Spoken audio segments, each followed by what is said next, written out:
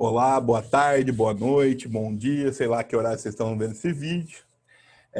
Tenho o imenso prazer de receber o Gabriel aí para mais um Atualize. E hoje é com a discussão um pouco de tecnologia e a questão de pesquisa no Brasil aí. Gabriel faz parte aí do grupo de pesquisa que eu pertenço, lá da Unesp de Marília. Vou deixar ele se apresentar e depois a gente começa esse bate-bola aí. Olá, pessoal. Bom dia, boa tarde, boa noite. É um prazer falar com você, Matheus, e é um prazer também chegar na casa aí de quem está assistindo, na escola, enfim, seja lá onde estiver, nos dispositivos móveis e tudo mais. É um prazer falar com todos vocês. Meu nome é Gabriel Henrique de Oliveira Lopes, desde 1992, então faz um tempo. E eu tenho implementado na universidade a principal via da minha carreira, digamos assim. Ou seja, sou jornalista de formação, de graduação, fiz pós-graduação em Ciência da Informação, mestrado em Ciência da Informação, ambos pela Unesp, jornalismo pela Unesp de Bauru e pós-graduação em Ciência da Informação pela Unesp de Marília. E atualmente, na minha carreira meio maluca, eu estou trilhando os caminhos das ciências sociais. Então, eu estou fazendo graduação em ciências sociais, concomitantemente com um mestrado em ciências sociais. Então, eu quero me tornar um companheiro seu, Matheus, de ciências sociais aí nessa trilha que eu sei que é penosa, mas que nós lutamos para ser valorizado e tudo mais. E é isso, e dou aula há um tempo, mesmo não sendo licenciado, né? Eu dou aula há um tempo, principalmente nos cursinhos encampados pela Unesp.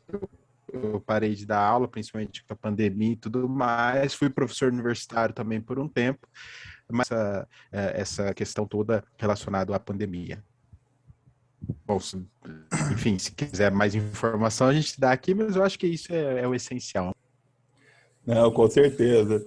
Gabriel, para a gente começar falando um pouco de tecnologia, né? Mas eu quero dar um passo para trás e queria que você falasse um pouco para a gente como que funciona um pouco a pesquisa no Brasil, já que recentemente saiu em tudo que é rede, mídia e o caramba quatro aí, saiu a questão do corte, né, no financiamento da pesquisa no Brasil, só que muita gente não sabe o que isso implica, assim, né? Então, eu só queria que você levantasse um pouco essa bola, mais ou menos, de como que funciona, o que é uma agência de fomento, para a gente começar aí a pensar a tecnologia. Porque quando a gente pensa em tecnologia, né, estamos pensando em pesquisa, desenvolvimento e tudo mais, não só o que normalmente se pensa em tecnologia. Né? Então, queria que você falasse um pouco disso para a gente. Perfeito, Matheus. Eu acho que esse é um passo essencial quando a gente pensa em tecnologia, que é justamente pensar em quem produz efetivamente tecnologia, e não só os grandes empresários e tudo mais, mas quem produz a tecnologia que faz com que nós avancemos enquanto humanidade também, que são as pessoas que fazem ciência, de certa forma, né? Essa é uma forma apenas de se fazer tecnologia no Brasil. Então, no geral, hoje, né, fazemos ciência em vários aspectos, né? A gente pode falar da iniciativa privada e a gente pode falar da iniciativa pública, ambos fazem ciência. No entanto, grande parte da ciência e da produção de tecnologia está ligada à iniciativa pública e não à iniciativa privada. Por quê? Porque no Brasil a gente tem um sistema de financiamento que está muito associado às agências de fomento que de certa forma, destinam dinheiro justamente para o desenvolvimento de pesquisa dentro das universidades públicas. E aí, quando a gente fala de destino de dinheiro, a gente está falando de agências de fomento. Essas agências de fomento, então, têm a missão de certa forma, destinar o dinheiro, né, vindo por meio, por exemplo, eu estou no estado de São Paulo, né? No estado de São Paulo, por exemplo, parte do dinheiro é do ICMS, para falar da agência de fomento de São Paulo, que é a FAPESP, né? Exatamente. Mas a gente tem também agência de fomento a nível federal, que aí vem direto a partir disso, as agências de fomento distribuem bolsas, que são formas de financiar pesquisadores que vão para a universidade para que eles se dediquem integralmente à pesquisa que realizam. né? Eu acho que isso é essencial para qualquer carreira, é você se dedicar integralmente. Porque imagine um pesquisador que tem várias etapas para fazer, né, durante a pesquisa, e, no entanto, não pode se dedicar integralmente. Então, por isso a necessidade, talvez, de que essas agências de fomento funcionem para financiar essas pesquisas que são imensamente importantes. E do ponto de vista público, a gente não tem certas amarras que a gente tem, por exemplo, se a gente for fazer pesquisas na iniciativa privada. Né? E na iniciativa pública, a gente tem, obviamente, linhas de pesquisa, a gente tem universidades que produzem determinado tipo de conhecimento e tudo mais, mas a produção de tecnologia é um tanto quanto democratizada, justamente porque a partir do momento que você produz na universidade pública, é bem possível que a universidade pública você retire uma patente e tudo mais, e de fato esse conhecimento que você produz, essa tecnologia que você produz, tenha um impacto social do ponto de vista público e não meramente privado. Né? Então, diferentemente das entidades privadas, por meio das agências de fomento, por meio das pesquisas em instituições públicas, a gente consegue produzir tecnologia, e uma tecnologia que, em maior parte dos casos, se torna um bem público, digamos assim, né? Que não seja pelo produto em si, né? Porque nem tudo é produto, e sim métodos, formas de se pensar, formas de se interagir com determinada questão e tal, mas efetivamente se torna público porque fica abarcado pela universidade pública. E aí, para encerrar aqui, por isso que a gente luta tanto, né? Nós que somos pesquisadores, lutamos tanto pela manutenção dessas agências de fomento, pela ampliação dessas agências de fomento e pela ampliação do dinheiro justamente destinado às pesquisas, porque sem pesquisa um país não consegue se desenvolver nas questões mais humanas possíveis, não necessariamente nas questões econômicas, também econômicas, mas nas questões humanas, né? De você conseguir interagir de outra forma com os seres humanos, você conseguir formas de viver diferentes nesse mundo, né? De você conseguir atualizar uma série de questões do ponto de vista técnico, científico, do ponto de vista social, do ponto de vista... Enfim, a gente pode abarcar uma série de coisas, né? Então, por isso que nós lutamos tanto pela implementação e ampliação dessas agências de fomento. E, obviamente, durante os últimos tempos, como você disse, nós tivemos uma redução desde 2015, mais ou menos, que se acentuou a partir de 2018, né? Nós tivemos 2016 e até hoje, né? Hoje nós chegamos ao ponto mais crítico possível, e que aí, nesse sentido, a gente tem lutado, né, para tentar ampliar e para tentar destinar aquilo que é de direito do pesquisador que está atuando dentro da universidade pública para, digamos assim, entre aspas, um bem público e não necessariamente para se fechar num campo privado. Nada contra também se fechar num campo privado, mas nesse sentido a gente está falando da pesquisa pública, necessariamente. Então, acho que esses são alguns pontos, não sei se ficou confuso a minha explicação, né, porque abarca muita coisa, mas esses são alguns pontos que a gente tem que ponderar. Lembrando que a agência de fomento, a gente tem vários tipos de agências de fomento, né, a gente tem estadual, principalmente, né, estadual e federal, né, entre as federais nós temos, obviamente, CNPq, vamos dar um exemplo, né, CNPq, que é de destaque, né, e nós temos, por exemplo, a CAPES, que dá manutenção aos programas de pós-graduação e que financiam também bolsas destinadas à pesquisa, a CNPq também, e nós temos no nível estadual, e cada um tem sua agência de fomento. Né? No caso de São Paulo, por exemplo, é a FAPESP, várias outras agências de fomento. Não sei se eu fui claro, Matheus, mas Não, você me diz aí. foi sim. Tem a FAPEMIG aqui em Minas e tudo mais. E que, na verdade, é uma coisa... Os meninos têm muita dúvida do que é uma agência de fomento, mas é algo relativamente simples. É pegar parte do imposto que é pago para a gente e virar para que a gente, tipo, para as pesquisas serem feitas, e aí sim, desenvolvimento de novas coisas, novas tecnologias, ampliação aí de... seja tipo voltado propriamente a uma aplicação mercadológica, seja tipo uma pesquisa social, menos talvez voltada para a questão mercadológica, mas que tão importância quanto, e assim por diante. E daí a briga, né? De usar pelo menos parte desse recurso para que a gente tipo que esses recursos realmente retomem, seja tipo valorizado, porque é o recurso da própria população, né? Mas seguindo nessa linha aí, né, dando essa primeira abrangência inicial aí, eu acho que eu queria que você pensasse um pouco aí com a gente, Gabriel, a respeito de como que a gente pensa essas novas tecnologias. Porque quando a gente fala tecnologia, a gente não está pescando, os alunos inicialmente não pensam, tipo, nessas pesquisas que também estão desenvolvendo novas tecnologias, né? Mas estão pensando aí de fato, tipo, as redes sociais, mídias eletrônicas e assim por diante, e como que essas redes sociais, esses meios de telecomunicações aí de massa e tudo mais têm influenciado, têm alterado, por assim dizer, né, a nossa maneira de ver o mundo, de pensar, e com a recente também divulgação, né,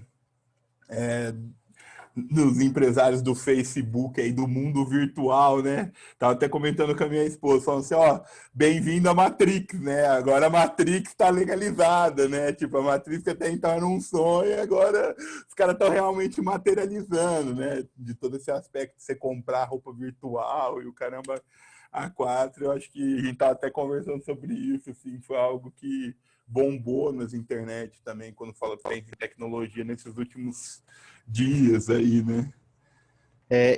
Em primeiro lugar, Matheus, eu acho que uma coisa essencial que você falou, quando a gente pensa em tecnologia, dificilmente a gente vai para esse aspecto da ciência, precisamente, como produtora de tecnologia, né? E aí, como bem falado, das agências de fomento e tudo mais. E que aí, quando a gente pensa em tecnologia, a gente acaba pensando apenas naqueles instrumentos, nas tecnologias da informação e da comunicação, como a gente chama, ou tecnologias digitais da informação e da comunicação. Ambos são tecnologia, né? Se você for pensar, por exemplo, um arado é uma tecnologia que em determinado momento da história humana foi muito importante para livrar horas de trabalho para que a plantação fosse mais rápida, né? De certa forma. Então, assim, quando a gente pensa em tecnologia, a gente está pensando num campo amplo. Agora, indo mais para as tecnologias da informação e da comunicação, realmente, essa questão que você disse de Matrix e tudo mais, né? Os alunos são recentes, Matrix é da nossa época, né, Matheus? Matrix, eu vou ainda mais longe ainda, dizer assim, olha, lá os Jetsons, né, projetavam um futuro, lá o McFly, como é que chama aquele filme? De Volta para o Futuro, também projetava um futuro em que a gente ia ter skate voadores, inclusive o ano já foi 2015, para a memória era o ano que se passava, né, que o filme é de 85. Então, assim, vejam como a projeção de um futuro tecnológico e que envolve a gente, né, sempre foi algo muito explorado por diversos meios de comunicação, por diversas criações humanas, por diversas formas culturais que nós tínhamos de estabelecer significados com a realidade. E aí, vejam, a gente se encontra hoje no momento extremamente dúbio, digamos assim, duvidoso até, porque nós temos condições, por exemplo, de fazer muitas coisas.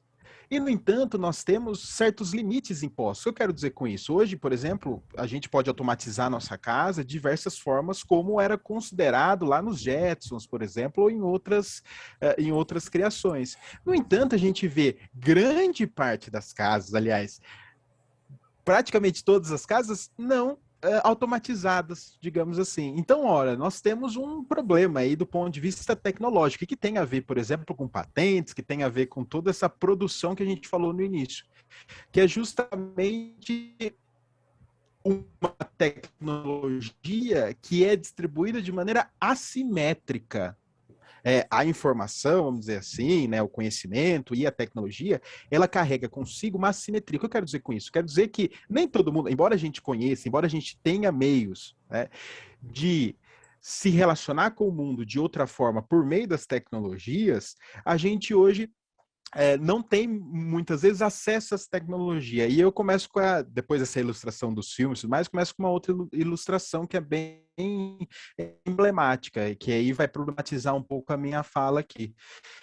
A gente tem hoje tecnologias que nos permitem, por exemplo, produzir em larga escala para o mundo inteiro, por exemplo, alimentos, né? Nós temos condições de conhecimentos técnicos, científicos para produzir alimento para todos. E por que hoje nós temos a fome ainda, né? Eu sei que é um pouco inocente essa minha indagação, mas é só uma indagação inicial. Mas por que nós temos a fome ainda?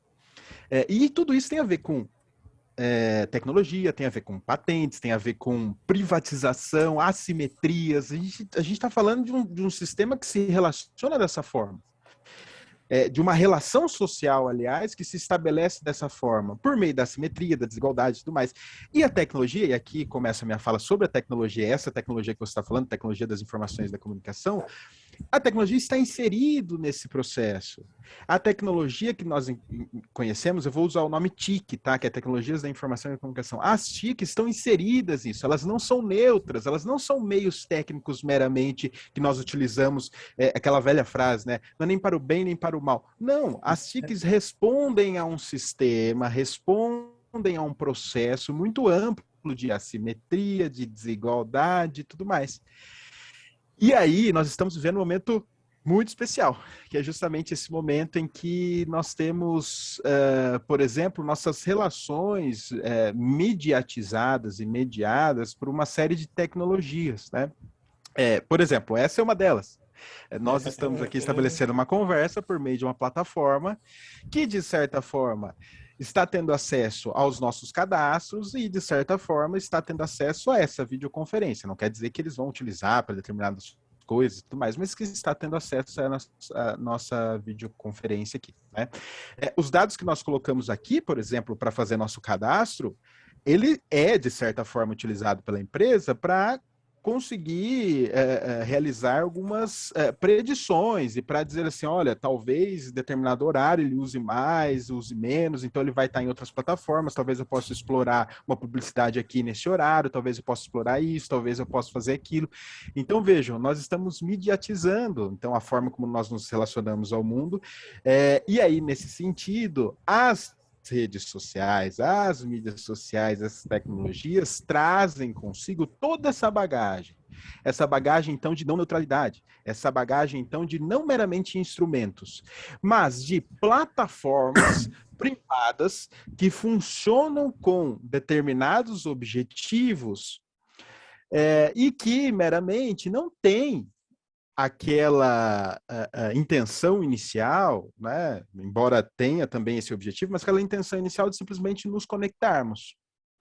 Então nós vemos, vocês são jovens que estão nos assistindo, vocês viram mudanças ultimamente nessas plataformas, né? Então vocês viram que, por exemplo, hoje o mecanismo de conversa que você utiliza para trocar uma ideia com o seu colega, ela antes só era para trocar mensagem, e de repente ela começou a abrigar outras coisas. Por exemplo, a possibilidade de você colocar o famoso formato de stories, ou a possibilidade de você fazer pagamentos, ou a possibilidade de você interagir com o business, isso é, com negócios.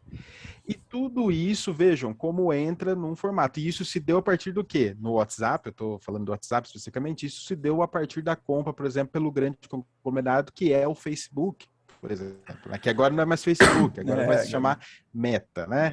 Para criar depois do metaverso, né? Que aí a gente vai falar daqui a pouco. Mas basicamente, o que eu queria trazer nessa indagação que você fez é que cada vez mais essa tecnologia tem mediado porque justamente nossa vida está sendo mediatizada por uma série de plataformas. Plataformas essas que não são neutras. Não são assim, olha, eu uso para o bem e para o mal, porque elas o sistema de funcionamento delas é organizado por meio de algoritmos que não são isentos, né? Eles são, por exemplo, racistas, eles têm uma série de questões muito imbricadas nesse sentido, né?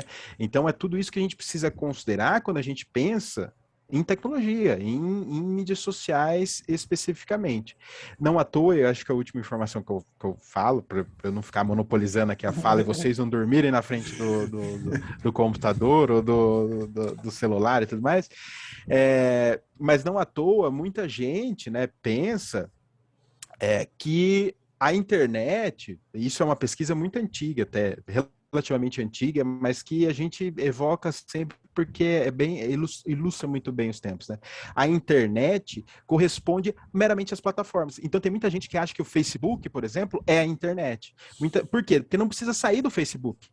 E aí os modelos de negócio de telefonia e de internet móvel promove o quê? Olha, você vai ter um pacote de dados para a internet, mas para as mídias, para essas plataformas, você vai ter ilimitado. O que a pessoa faz? Obviamente, fica ali. E ali a pessoa vai ter, por exemplo, informação, a pessoa vai ter formas de contato com outras pessoas, a pessoa vai ter diversão, enfim, né? E aí nós criamos um novo jeito de se relacionar com o mundo, que é por meio dessas plataformas. É como se fosse e aí essas plataformas começaram agora os investimentos em lojas, né? Então você não precisa nem sair dessas plataformas para comprar determinada coisa. Então, o sistema de pagamento é a loja, é a forma de você interagir com as pessoas, então está tudo abrigado ali. E aí, Então, nesse sentido, por que mais assim, ó, que seja um só negócio que para eu achei terminar, Aí, pode dizer, manda pode pra dizer. mão, pode ir, não. Não, é que isso aí eu acho muito interessante, quando assim, ó, uma coisa que no começo me estranhava, né? Hoje é normal quando você vê, tipo, numa TV, a propaganda, tipo, das lojas de internet, né? Você começa a ver o caminho, tipo, entre aspas, contrário, né? A TV antes, tipo, vamos colocar a internet adentrando até nesses outros espaços e servindo, tipo, usando os meios de comunicação de massa, vamos colocar mais estipulados, padrões que a gente tal, como rádio e TV, para divulgar suas próprias lojas, seus próprios mecanismos da própria internet. Isso é genial, né? E uma coisa que eu acho que é muito interessante, você chama atenção e a maioria das pessoas às vezes não se dão conta, é os mecanismos de busca, né? Basicamente, a gente usa basicamente o Google como um grande mecanismo de busca, e o Google não é aleatório, né? As pessoas acham, não, o Google é tranquilo. Não, não é aleatório. Por exemplo, você quer que sua escola, tipo, saia em primeiro lugar ou que sua loja saia em primeiro lugar quando digita o nome, você tem que pagar para Google. Então, assim, a sequência do que está ali apresentado para você dos dados não são aleatórios. Eles vão capitalizando todas essas formas, inclusive uma aparentemente neutra busca, e às vezes as pessoas não se dão conta, né? As pessoas têm se dado mais conta hoje, a partir desses mecanismos que têm, vão colocar, influenciado ou oferecido produtos para a gente a partir das nossas buscas. Então, você digita, sei lá, mochila, você começa a receber um monte de propaganda de mochila. Mas não problematiza esses próprios mecanismos de busca, como a sequência que vai aparecer ali e tudo mais, não são aleatórios. E eu acho isso genial, assim, dessa etapa, assim, né? Porque eles conseguem capitalizar coisas que aparentemente não ia ser possível capitalizar, né? Você sabe, Matheus, que é uma coisa interessantíssima essa que você citou, porque hoje, se você for considerar, muita gente tem aquela sensação, assim, quando está conversando com uma pessoa, fala assim, nossa, eu queria tanto comprar aquele óculos, né? Aquele óculos da empresa X, né? E aí, de repente, o óculos aparece lá como publicidade sem a pessoa pesquisar. E aí eu já estou indo um pouquinho mais além disso que você falou. Quando a gente pesquisa determinada coisa no Google, por exemplo, nos mecanismos de recuperação da informação, que a gente chama, você obviamente abre a possibilidade de essa coleta de dados no sentido da empresa, obviamente, no sentido de dizer assim, ó, está interessado naquele óculos, né? Óculos de sol e tal. Mas, muitas vezes, as pessoas acham assim, nossa, o celular está me ouvindo, o computador está me ouvindo. Eu acho que muita gente já teve essa sensação, né? De, olha, está sendo ouvido pelos dispositivos que, sem eu pesquisar, colocaram lá. Mas, acima de tudo, o nosso movimento dentro da internet, dentro dos mecanismos de busca, dentro dos sites, né, faz com que as plataformas que basicamente têm acesso a esses dados não precisem de mais nada além disso. Então, muita gente entra meio que na conspiração de achar que está sendo ouvido, quando na realidade a quantidade de dados que a gente tem, que a gente deixa como rastro na internet, a empresa nem precisa disso. A empresa já tem uma série de dados. Então, por exemplo, para você entrar no Google, você já entra num navegador específico do Google também. né? E aí, para fazer a pesquisa, muitas vezes o site que você tá realizando a busca tem um servidor baseado no Google. E assim vai. Então, você está deixando tantos e aí você faz cadastro no site, por exemplo, você faz cadastro em uma extensão do Google Chrome, enfim. Então, você está deixando um rastro de dado que muitas vezes a empresa não precisa. Aliás, a empresa não precisa nem escutar sua voz, nem estar dentro da sua casa e tudo mais. Então, essa sensação de vigilância ao estilo Big Brother, ela mudou um pouco. Ela mudou um pouco. Então, a ideia do panóptico lá, que o Foucault traz muito, né, o sociólogo Michel Foucault e tudo mais, deu lugar a uma outra sensação, uma sensação de não panóptico que, no entanto, sabe o que a gente quer, sabe o que a gente imagina e tudo mais, justamente por meio desse rastro de dado que a gente deixa durante toda a nossa navegação, né? De maneira simplificada, obviamente, tem muita coisa envolvida nisso, durante todo o rastro. E aí os algoritmos, que são uma espécie de comando, né? As plataformas, ao coletarem esses dados passam pelos algoritmos e aí por uma série de comandos passa a determinar, por exemplo, determinar não, mas passa a incentivar ou a mostrar aquilo que você gostaria ou que você estaria disposto a tal. Né? E isso tem um impacto muito profundo, não só nas nossas decisões de compra, né, que aí os modelos de negócio estão baseados, de fato, na compra, né, na publicidade, aliás, mas também, né, na compra de produtos, mas também em situações, por exemplo, como eleições, né? Como uma série de outras questões que envolvem, né, a nossa possibilidade de escolha de determinada coisa. Ou a escolha não tão autônoma assim, né? Que a gente gosta de dizer que talvez essa escolha não seja tão autônoma. E aí, nesse sentido, vai ao encontro do que você disse, de que esse comportamento, né, ele é captado pelas plataformas justamente por algo que antes não seria capitalizável, digamos assim. Isso antes não seria utilizado como um insumo para te dar a melhor resposta, digamos assim. Eu acho essa diferenciação que você fez também em mídias de comunicação de massa e das plataformas muito interessante, porque são plataformas que têm modelos de negócio completamente diferentes. Enquanto a mídia de massa é uma mensagem para um batalhão, uma galera, as plataformas não, você tem algo muito, muito especializado, digamos assim, algo muito específico para o seu interesse e tudo mais, né? E é isso, às vezes, que nos deixa confortável dentro das redes sociais. Eu não preciso sair dali, né? Eu não preciso assistir uma televisão que vai passar, por exemplo, propaganda de um PicPay e ao mesmo tempo vai passar uma propaganda de comida para gato, sendo que nem tem gato, né? E aí, nesse sentido, nós estamos indo para um momento em que é justamente esse, de um marketing muito pessoal, né? De uma tentativa de mercado muito pessoal, que é justamente essa dinâmica das plataformas, né? Que a gente está falando de Facebook e tal. Isso tem vários problemas, eu poderia ficar aqui falando 1000 anos, Matheus. Me para aí, senão eu me empolgo e vou embora, hein? Não, mas é que esse assunto, né, tipo, entre aspas, se fala muito, mas se conhece pouco, né? Tipo, que na verdade, igual, tipo, eu tava vendo, né, aquela, aquela programadora que sai da Google e faz denúncia da Google, e daí eu tava até brincando, né? Falando assim, pô, qual empresa que não utiliza os dados para capitalizar recursos? É só isso, que é a pergunta que tinha que ser feita no tribunal, entendeu? Qual empresa das novas ações, tipo, qual é o limite dessas empresas para capitalizar? Porque assim, ó, quando ela vai denunciar, não, ele está olhando isso para fazer negócio. Daí a pergunta é qual que não faz isso, entendeu? Parece que, tipo, ela desvendou e fez uma denúncia que ia chocar, mas isso assim, ó, eu fiquei me perguntando qual que não faz, entendeu?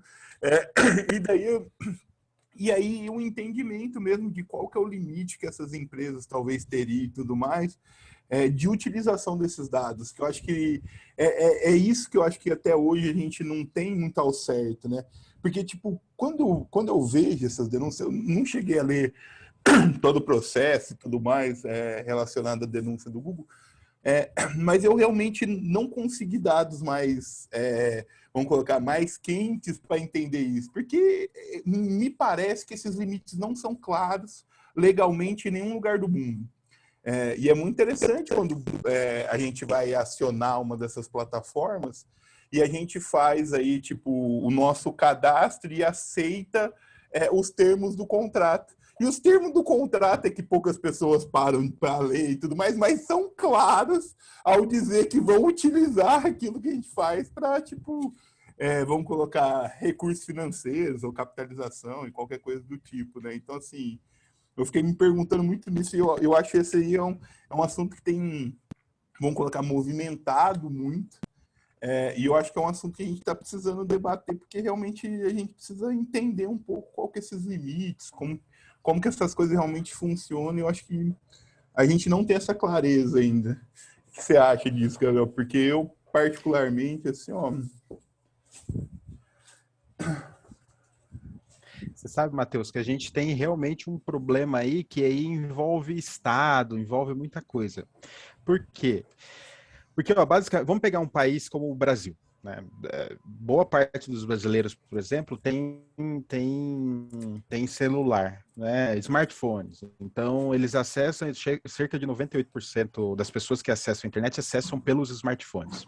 E aí, nesse sentido, elas vão buscar as plataformas que eu havia dito aqui, Facebook, Google e tal, né? Eu estou usando esse nome de plataforma como geral, tem gente que usa Big Tech, né? Tem gente que usa outros nomes, mas vamos lá, Amazon, Facebook, essas grandes plataformas. E aí, os servidores, basicamente, né, que podem estar no Brasil, mas em sua excelência, em sua magnitude, não estão no Brasil.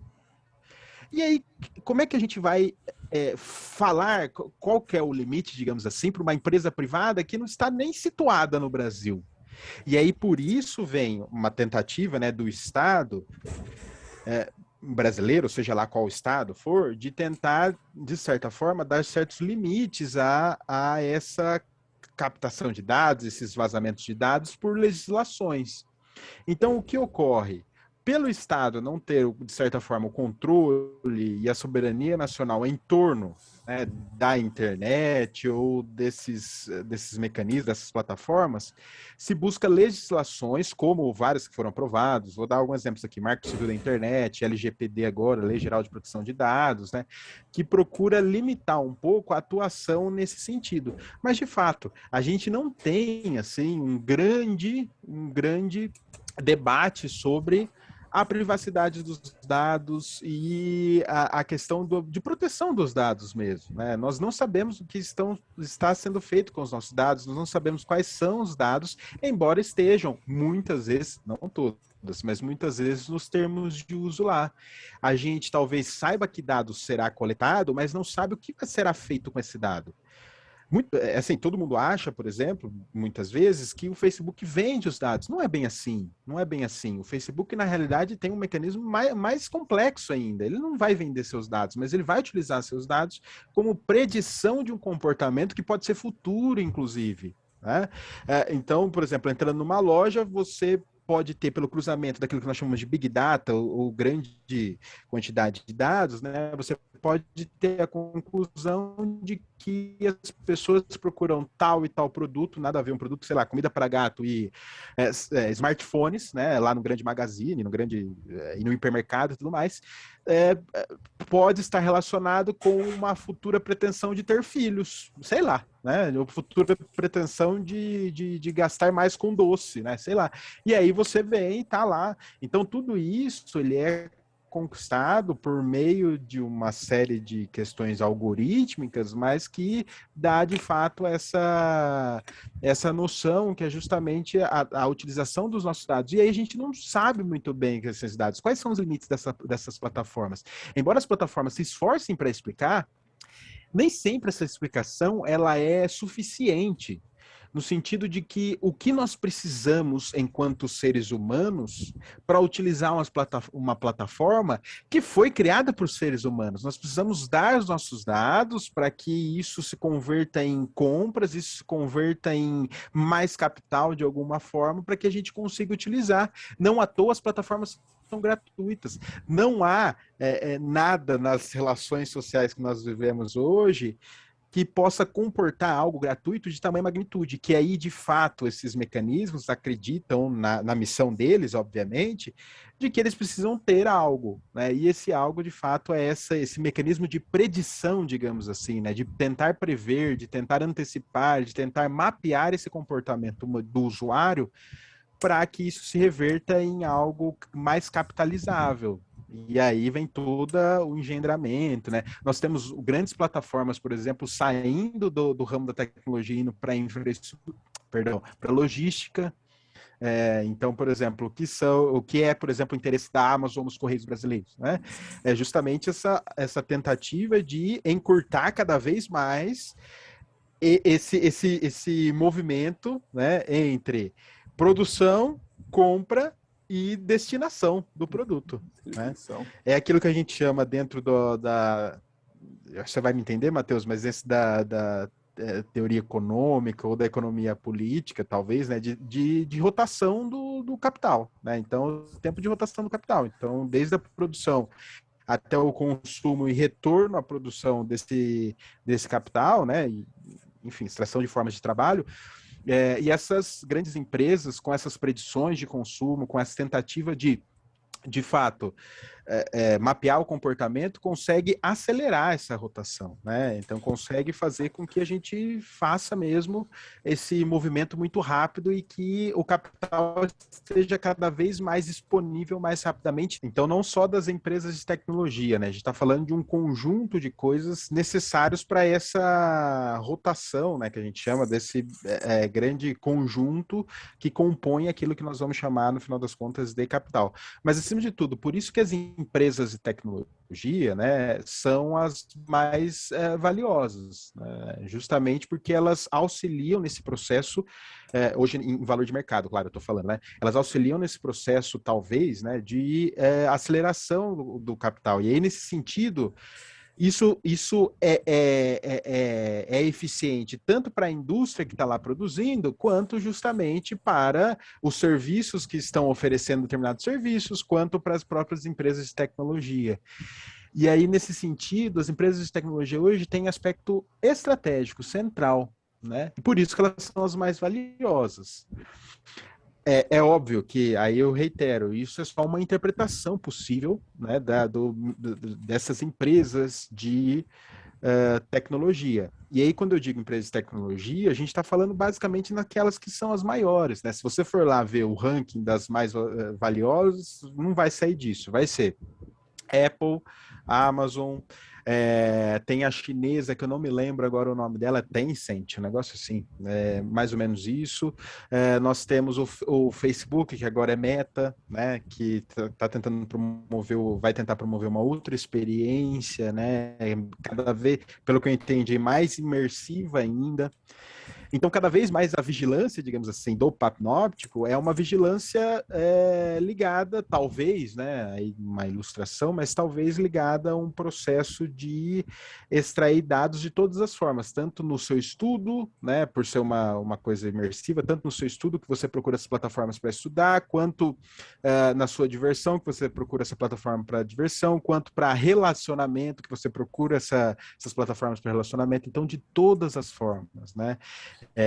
E com isso eu não quero criar aqui um mundo distópico que não vai ter uma solução, né? Não é isso. Só estou dizendo que o uso dessas plataformas, elas não são neutras e não são específicas. Por isso aquele discurso de depende muito da maneira como a gente vai usar. Não é bem assim. Nós temos um conjunto de coisas por trás de tudo isso, que vai desde a formulação do capital até propriamente os algoritmos utilizados, que promovem toda essa dinâmica, né? E é muito louco Não sei se essa eu respondi briga. também, se eu me fiz confuso. Que essa briga aí pega fogo, tipo, na geopolítica mundial, né? Só notar, tipo, os Estados Unidos com a China agora nessa briga do 5G, e os Estados Unidos acusando a China sistematicamente de, tipo, utilização inadequada de dados, mas todos os grandes vazamentos de dados que nós temos na história está relacionado ao governo norte-americano, né? Inclusive a escuta do nosso presidente, do presidente alemão, do presidente, todas as empresas norte-americanas, nenhum grande vazamento, ainda inclusive de governo e tudo mais, ligado a nenhuma empresa chinesa, né? Mas aí a guerra está estipulada aí, né? E recentemente nessa briga do 5G, tipo, a Inglaterra indo mais para o lado dos Estados Unidos, que não era de se esperar algo diferente e tudo mais, né? Não é à toa, né? Toda essa geopolítica relacionada a essas tecnologias. Mas para a gente também não se Matheus, alongar só um muito. comentário. Posso fazer só um. Não, mas posso fazer só um comentáriozinho? Dois Manda comentários, na ver, realidade. ixi, Primeiro, deve. aí é uma observação para os estudantes, né, que estão nos assistindo. Fiquem muito Calma um atentos a essa pouco, calma um questão pouco, do calma um pouco. 5G. Percebam Calma um pouco, como calma um se pouco. é algo que é público, então, obviamente, ninguém vai. Calma um pouco. Travou. Começa os comentários de novo, que travou aqui. De novo. Que voltou aqui, dar uns pingos aqui, daí o negócio voltou a ficar ruim aí. Mas volta nessa parte dos comentários de novo. Eu só vou fazer um breve comentário para até chamar a atenção do estudante que está nos assistindo, para ele ficar muito atento a essa questão do 5G, né, que parece uma coisa mais superficial, mas não é uma concessão pública. Então, ninguém vai ser, de fato, dono do espaço, digamos assim, do uso de dispositivos móveis ou da rede, mas a gente está abrindo uma concessão para que empresas explorem uma faixa, enfim, do 5G. Então, fiquem muito atentos, comecem a se informar sobre isso, que é muito interessante, inclusive as consequências, as eventuais consequências que isso pode gerar, né? Esse é o primeiro ponto. O segundo ponto é rapidinho, você falou da China, dos Estados Unidos. Muita gente tende a olhar do ponto de vista liberal um problema relacionado o que não há nenhum problema, né? Mas ao fato de que determinados países não permitem a operação de plataformas que nós chamamos, né, das big techs, então Facebook e tudo mais, e tem as redes sociais ou mídias sociais próprias. E aí o mundo ocidental, obviamente, na maior parte das vezes está relacionado ao mundo oriental, ou precisamente a Rússia, que também tem algumas restrições nesse sentido. O mundo ocidental bate muito o pé no sentido de, olha, não tem como se ter, por exemplo, essas plataformas lá, o Facebook e tudo mais. Mas aí vai ao encontro que você disse sobre os vazamentos. A gente está falando de empresas específicas, cujos servidores estão localizados, por exemplo, em determinada região do globo terrestre, e que, nesse sentido, tem a ver com uma questão, hoje, principalmente com dados, de soberania dos próprios países. Então, o que eu estou dizendo é que não está certo nem está errado, mas para além de olhar do ponto de vista mais superficial, de falar assim, olha, é contra a liberdade de expressão e tal, é olhar que esses países que têm plataformas próprias criaram formas de não permitirem que os servidores que controlam os dados, controlam as informações ou que precisamente têm os algoritmos estejam fora de seus domínios. Isso, de novo, reitero, não tem certo nem errado, eu só estou dizendo para compreender isso dentro de uma dinâmica, como você disse, geopolítica. Né? A gente está falando mais do que meramente dados, a gente está falando de predição, de comportamento, de visualização de quem eventualmente politicamente pode ser melhor ou pior, né?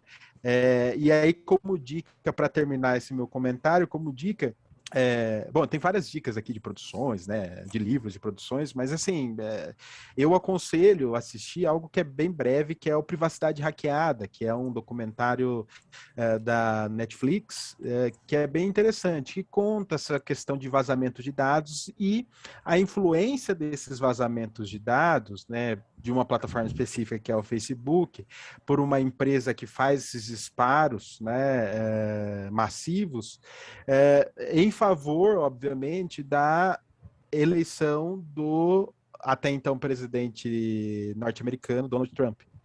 E que aí é muito interessante esse documentário porque mostra algumas coisas, né, que aconteceram e tudo mais e que se arrastam aí nessas questões relacionadas às plataformas, às tecnologias e tudo mais, né? Que é muito interessante, por sinal. Puta merda, se é ainda. Ô, Gabriel, agora já mais caminhando aí para o nosso final, aí por causa do nosso horário, mas adoraria falar mais tempo. Eu queria que você falasse um pouco dessas novas realidades virtuais aí, que eu acho que tem realmente apontado como tendência para o futuro, né? Ainda mais agora que esse novo lançamento que teve aí, né? Esse lançamento entre aspas, né? Que não é um lançamento público ainda utilizável, mas que mostra como uma tendência de realmente da criação desse mundo mesmo virtual e com todas essas possibilidades que vai se dar aí a partir desse mundo virtual aí. Olha, a gente queria deixar bem claro, quem for assistir depois, né, é que a gente está falando exatamente de 2021, né, ainda acabou de divulgar, acabaram de divulgar, por exemplo, o símbolo da Meta, que é a nova empresa e tal, então é possível que a gente fale aqui seja mera especulação ou interpretação diante de algo que ainda vai vir ainda, né, com força ou não. Mas é interessante, a tendência de fato é que o ex-Facebook, a Meta, no caso, cria um sistema, né, mais imersivo diante das ferramentas que já dispõem, das plataformas que já dispõem, e acima de tudo das plataformas ou ferramentas que vão ser criadas ainda. E aí, nesse sentido, se você olhar o tanto que o Facebook está na nossa vida, né, a empresa, eu vou tratar como Facebook ainda, não consigo tratar como Meta, mas o quanto que o Facebook está ainda na nossa vida é uma coisa incrível. Então, vocês, eventualmente, podem estar visitando o Facebook, podem estar no Instagram nesse momento e podem estar no WhatsApp, tudo ao mesmo tempo, né? Ou seja, você está concedendo seus rastros, né, de dados para a mesma empresa, digamos assim. Pode ter, obviamente, ramificações diferentes, mas para a mesma grande tech, né, que a gente chama assim. Então, de certa forma, a gente tem dois apelos aí, viu, Matheus, nessa questão de universo imersivo. O primeiro deles a gente pode considerar do ponto de vista comercial e meramente comercial, que é livrar, e aí a gente tem aquela coisa de reposicionamento de marca, né, e tudo mais, que é livrar um pouco a empresa mãe, que no caso é o Facebook, do nome Facebook devido aos escândalos, devido a toda a questão que envolve o Facebook, né? Essa é a justificativa mais reproduzida, né? Que seria um apelo comercial de mudar para Meta e tudo mais, o que tem de certa forma, uma validade, porque nesse reposicionamento vai tentar mudar alguns nomes e tal, e isso criar uma outra forma de se pensar essa empresa. Mas, acima de tudo, cada vez mais, e aí uma projeção, a gente vai se sentir, de certa forma, capturado pelas dinâmicas que envolvem essas plataformas.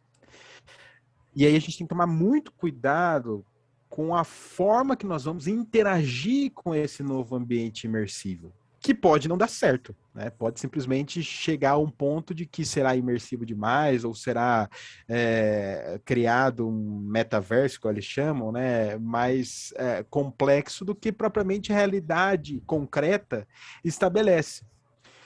E aí eu não quero criar aqui, e acho que isso é importante na hora de considerar isso, uma utopia de que, olha, nós vamos cada vez mais estarmos conectados. Não, eu acho que não é esse o ponto, mas sim a forma como essas plataformas vão lidar com a nossa conectividade, a nossa ligação com essas plataformas.